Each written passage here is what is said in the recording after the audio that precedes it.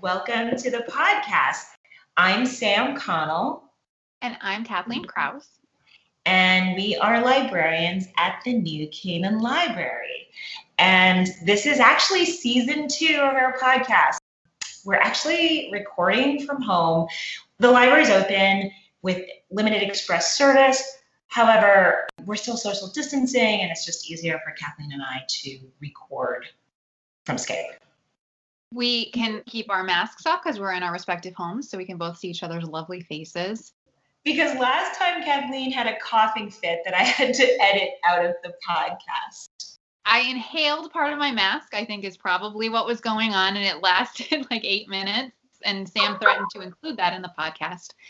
And I was terrified up until the moment I listened to it on the website. Somebody is super low key about some amazing happy news amidst all of this chaos, confusion, pandemic, and depression.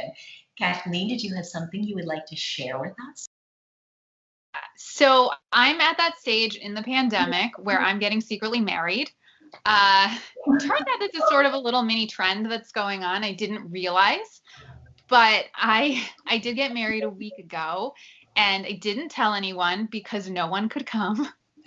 And so we had our socially distanced open air wedding outside in a park while random people jogged around us and didn't know what was going on. And it was just me and my husband and the justice of the peace. And my dog, Michael, I know people are going to be wondering, did not attend because he was not invited.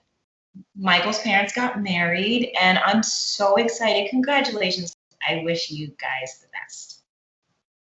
So I have news too. It's not as exciting, but well, it's rather bittersweet. So at the library, I am no longer a teen services librarian. The good news is that I have this exciting new role in adult services. I'm the coordinator of reference, instruction, and digital services, which I'm really excited about. I just love being at our library. There's so many cool things happening all the time, and we are just making an impact in people's lives every day. And I love opening our doors. It's really hard in the pandemic because we have to social distance and we have to limit our programs, but it's been very exciting for me. So the reason why this podcast has kind of shifted is that because I'm now in adult services and Kathleen is in teen services, this podcast we've sort of brought in, not only because so many of our amazing teens have grown up and moved on to more wonderful things, we are getting the sense that some of them are still listening. And so the new and improved podcast is now for young adults, new adults, and those that are forever young adults at heart. Kathleen and I have failed terribly at coming up with a funny, witty name for our new podcast. So we're going to ask you guys to come up with a name for us. We've got some suggestions from other people on the staff, but we're putting it on you guys. Email us at sconnell@newcanaanlibrary.org or kkrause@newcanaanlibrary.org and tell us what you think we should call season 2 podcast. It's a great way to participate and do our work for us. Because no one liked the idea of young adult-esque. I don't know why. Let's talk a little bit about Lit Lunch. Lit Lunch this year, so this is something that we do every year, but it's going to be looking a little different this year. And it also is probably no surprise to anyone who has seen any of our marketing, the reason that we chose Magic Lessons this month and the reason that we're driving the podcast right now. This is the book that we're going to be talking about. And one of the great things is we were able to speak with one of our colleagues who is in charge of Lit Lunch. Yeah, so this is really exciting. So we got to speak to her yesterday, and you guys can listen in on what she has to say. We have Ellen Cravado here. Ellen, do you want to say hello? Hi, everyone. So, Ellen, do you want to tell us a little bit about what you do here at New Canaan Library? Sure. I've been at New Canaan Library for over 6 years, and I'm in charge of fundraising and fundraising sometimes too. What that means is that I raise the additional funding that's required to keep the wheels on the bus here at the library. And we do that in a variety of ways. My other job is I am the CEO of our capital campaign for the new Canaan Library.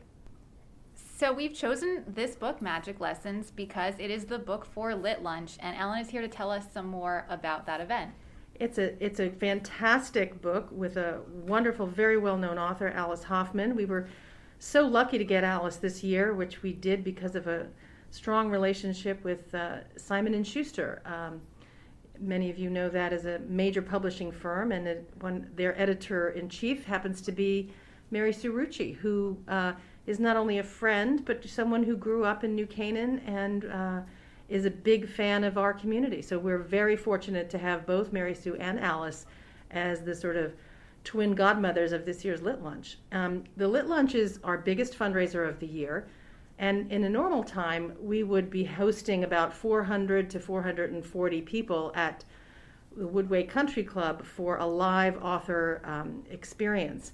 Unfortunately, due to COVID, we knew when we started our planning about 8 months ago that probably was not going to happen, which unfortunately we were correct. But the good news is that we'd made provisions so that in lieu of having the event at Woodway for 440, we're actually bringing the event into people's homes directly. So we're recreating Lit Lunch for you in your own home. So whether you're able to buy a single ticket and watch the Zoom interview that I will be conducting with Alice, or you're able to be a benefactor and purchase a table whereby we bring in all the tablescape and the food and the decor and the tables and everything to you for your family or your book group. We wouldn't give up on Lit Lunch this year, and so we're going to have a magical night. It sounds so exciting. I've actually got to see some auction items. I've gotten to see some of the tablescapes they came up with. And we're going to get into it a little bit more when Kathleen and I talk about the book, but it really taps into spells and magic. It sounds like it's going to be a magical evening. We have a great team at the library and an amazing, dedicated group of volunteers every year who just use their imaginations to the fullest. We even had a magical digital-only invitation this year that looked like something Walt Disney might have created. We are very thrilled with our auction, which ties in so beautifully to all of the themes and elements of the book.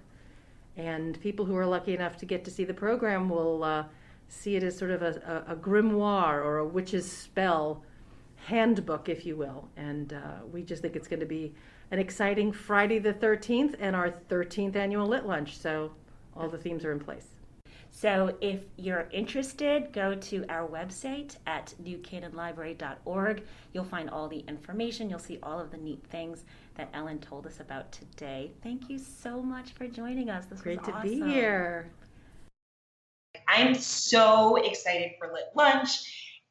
The tablescapes look drool-worthy. There's so much to sink your teeth into in terms of an event and or a dinner and a discussion.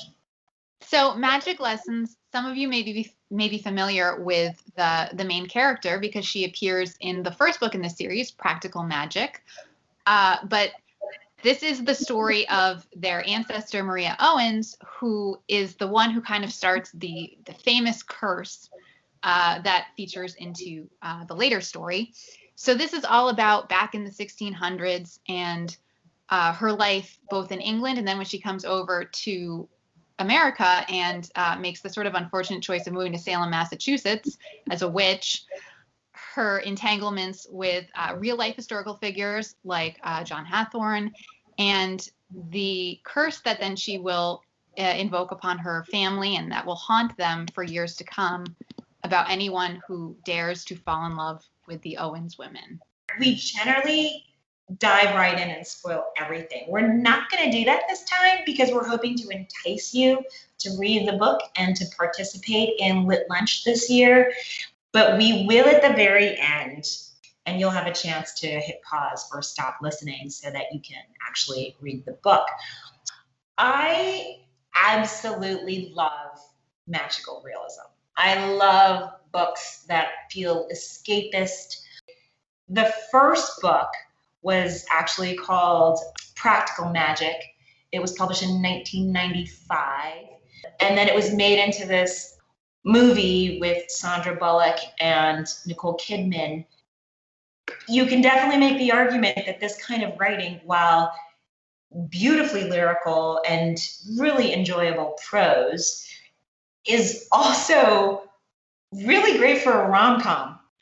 I think, yeah, I agree with a lot of those points that you're making. I think that it is really interesting to have this mix of sort of like a romance, but it's not really too much. I mean, it's a book about love, definitely, but not necessarily a rom-com. It's this mix of fantasy, but it's also historical fiction. So I like the way it does balance all of those things. I'm definitely not the kind of person who's seeking out these magical books. Like I know that those are books that you read a lot. So I enjoyed it, but I think it was something that I am probably less inclined to pick up in general. For me, I loved how she wove magic into everyday things like gardening, food, all of that. There's a whole culture, there's a whole Chinese belief that every meal you make is a bit of a magic spell. It is. And so the Chinese believe that when you cook something, it's not just for sustenance, but you put things in there to make you healthier, to heal you. It reads like it's juicy and full of these magical tidbits. You want to jot down these notes, even though, this is fiction. This isn't really magical realism because the magic is the center of the book. And I think one of the reasons why it works so well, though, is that this is a family that she's been writing about for decades at this point. And these are, I think historically, these are her themes that she's been revisiting and learning about and expanding upon. So it's just so well researched, not in a way where it feels like a textbook, but in a way where it just feels like all the details are very real and very right. And I just think it's really funny when you pointed out that you want to take notes on all of the magic, because I totally do too. It doesn't, I mean, that that's not going to really work a magical spell. You don't really believe that the black soap is going to take 10 years off your face, or all of these things that are going on, and that you're going to be able to cure all of these ailments. But it feels so real because she puts all of those details in. And I thought that was a lot of fun, because there's no part where I can see the seams and say, oh, that's fake. It's not, I mean, they don't actually call it magic, they call it the nameless art. And there is this tradition of natural remedies, herbal remedies, and things that you can do to heal people. And she's writing, I think it's like 1670 something, where that was very much considered medicine. I love that she tied it into history.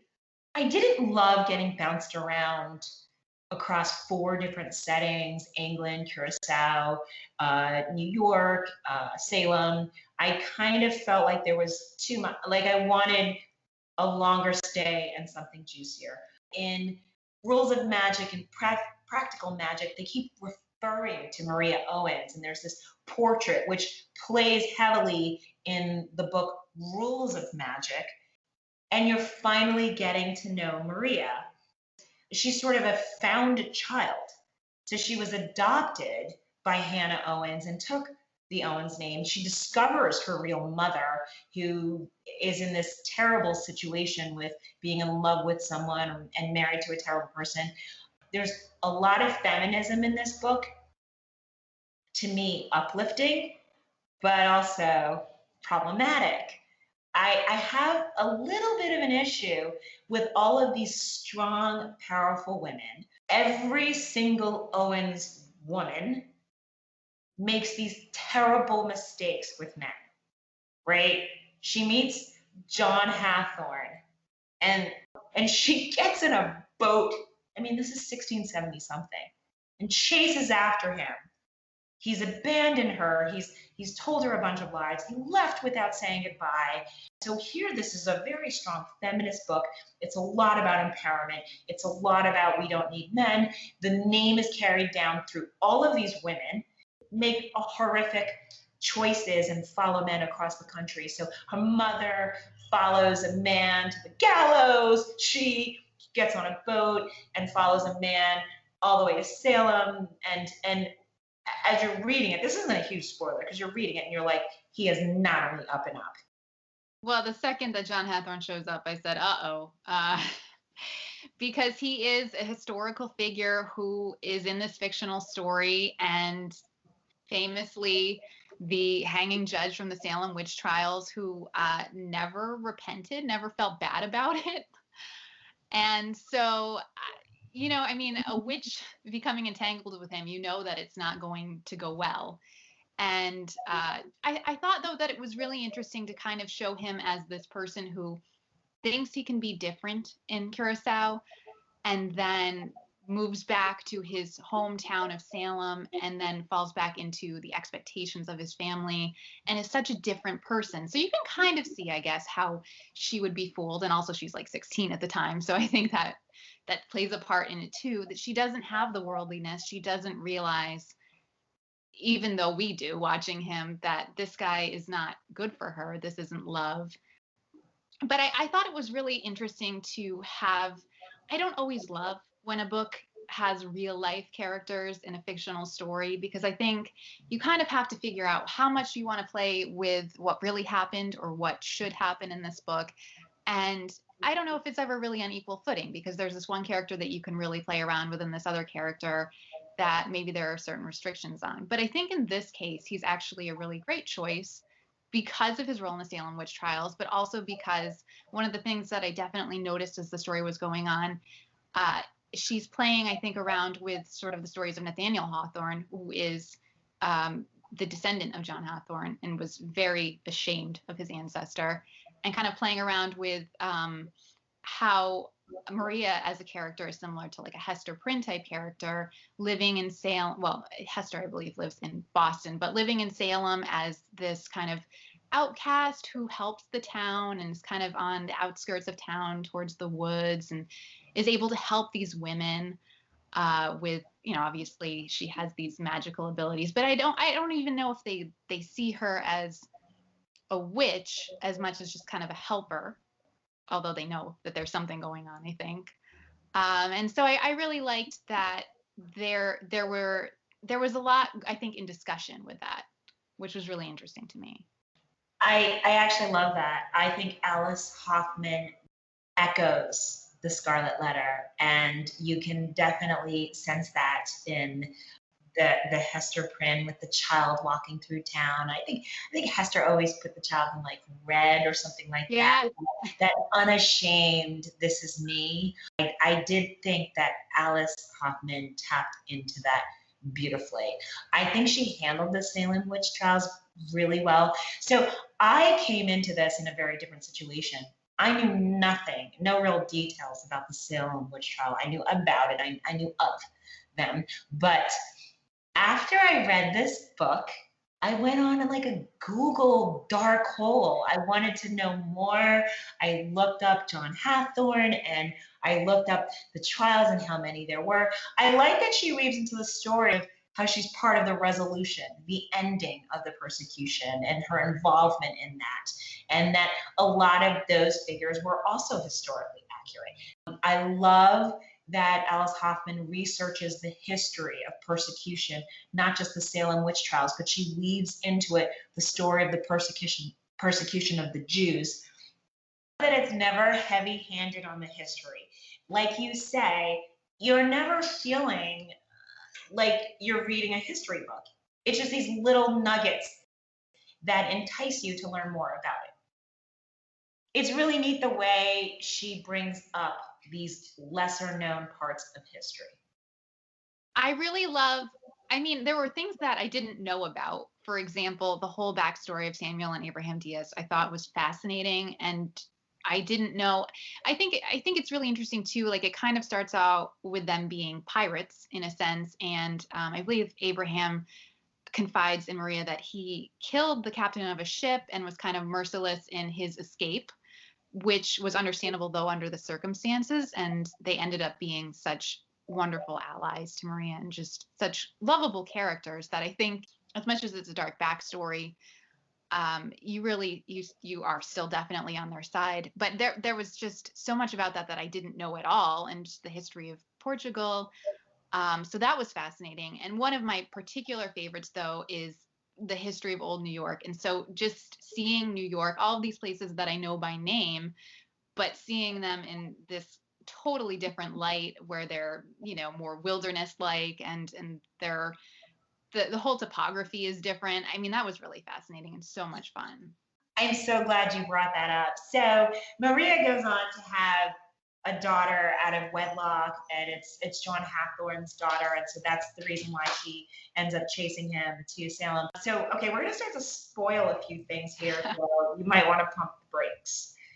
So the daughter Faith is actually stolen by this unpleasant woman in town who is the person who writes the letter accusing Maria of witchcraft, and mostly because she's never had her own children and she sees the little girl Faith and decides she wants to steal her, and she does in fact successfully steal her. And so what I thought was so interesting is that Faith is, I think, the only person in all the Magic series books by Alice Hoffman who really goes dark.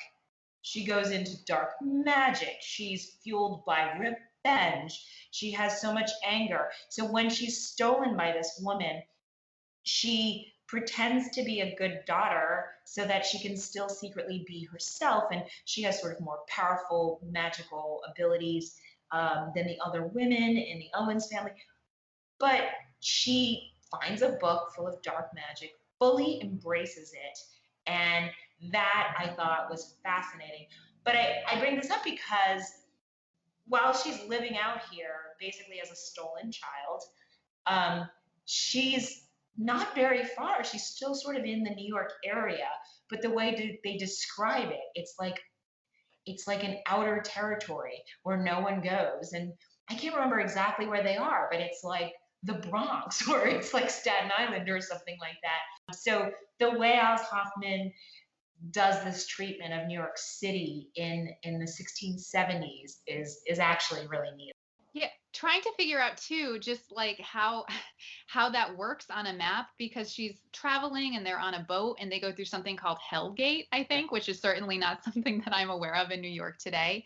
It's really wild because you're trying to figure out how could it take this it seems like so much effort to go over this very short distance. Yes, and so initially they decide that that's crossing through a specific body of water, but then they decide it's like crossing through water in a near-death experience. Getting back to the upside of feminism in this book, I love the way Alice Hoffman sort of treats love and whether you need to get married or whether that bond carries the weight. Maria and Sam never get married, but their devotion to each other is deeper than anything. It's a wonderful thing to share with you, Kathleen, right after your nuptials. Nice tying it together, yes. So for the ending for me was a little cleaned up. I know Kathleen and I have been here before where we don't need great characters, we don't need likable characters, we don't need happy endings other than that terrible thing you did to me with Sadie.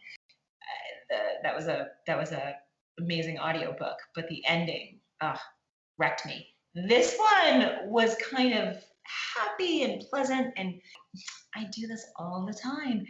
I felt I wanted a more realistic ending, and so I don't want to fully spoil it, but towards the end something happens and you're just like, you're devastated and you're like, whoa, and then it gets a little Scooby-Doo and it's fine.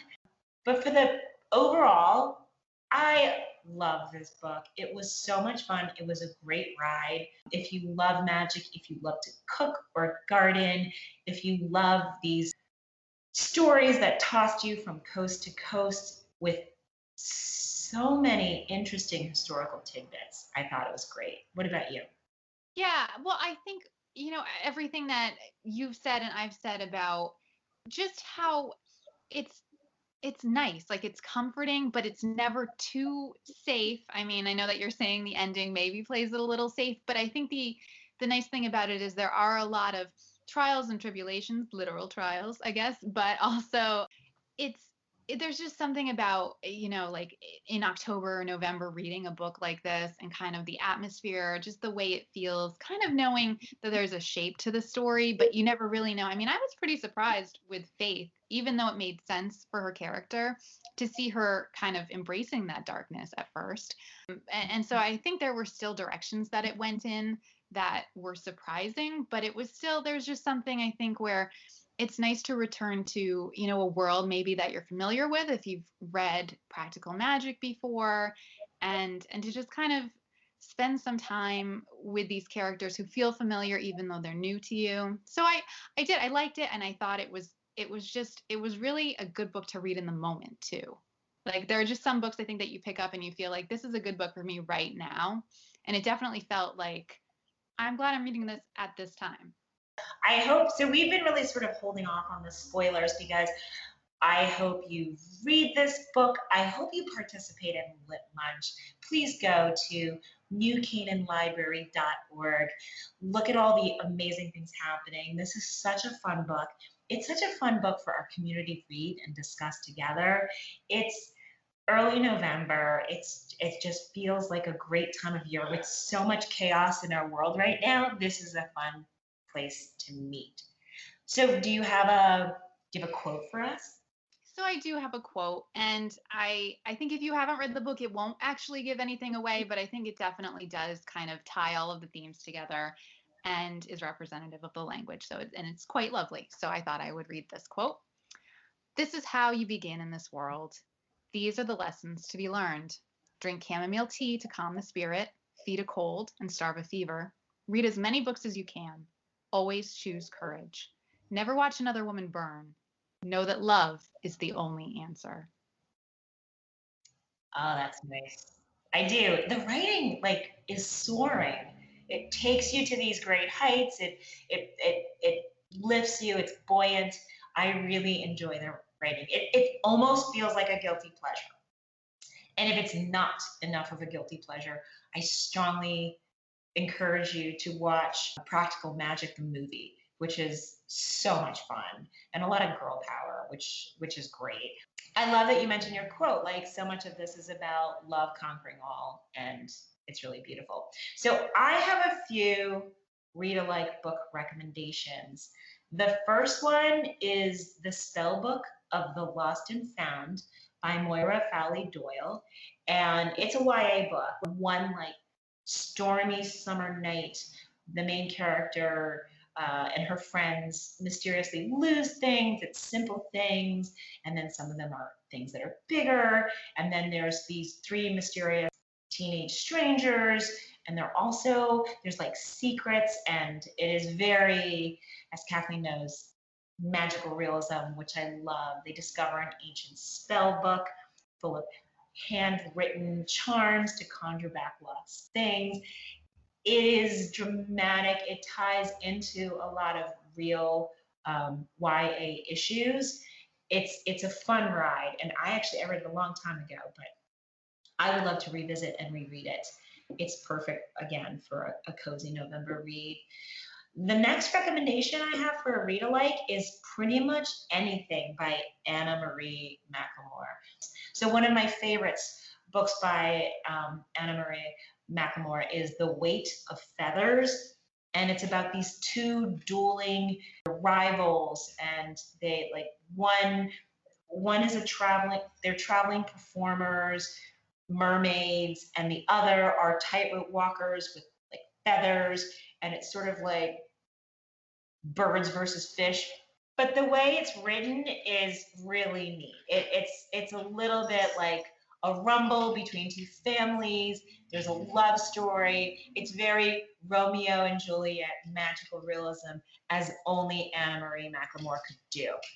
My last recommendation is an adult book. It's called The Night Circus by Erin Morgenstern. It blew me away so much. It's about this circus that only happens at the night.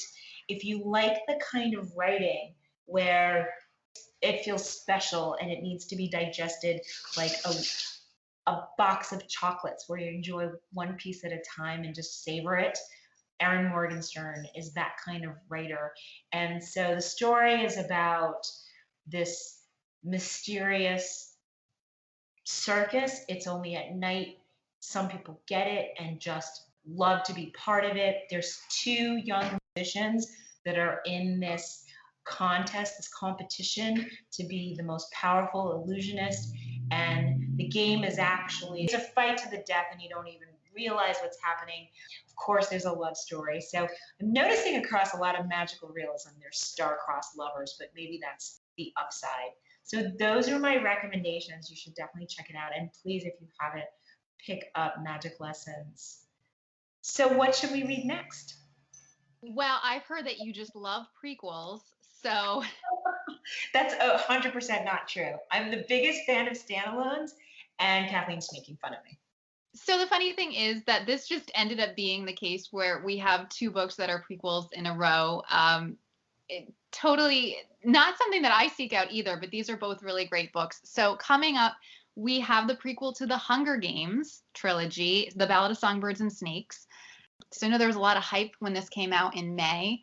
We have so much to talk about with this, but this is, in case you don't know, about Coriolanus Snow, who you may remember as the really evil guy from the Hunger Games. He becomes president later on in Panem, but this is back when he's 18 years old, and he's part of the 10th Hunger Games, basically as a mentor. And it's just this wild ride of watching him become basically the horrible person that you know in the future, but also just seeing how he starts out. And there's another character, much like Katniss, who we really come to like, who is in the games and is from the same district as Katniss. So it's a really great, fun story that I think we're going to have a lot of fun discussing, and I encourage everyone to read it for next time. I have to say, as much as I dislike prequels and sequels and trilogies and duologies, this one's going to be interesting. I think Snow as a character, as a standalone, is going to be sort of fun. And that's sort of what we did in Magic Lessons. Maria Owens being so central to practical magic and rules of magic, and you finally get to know that person.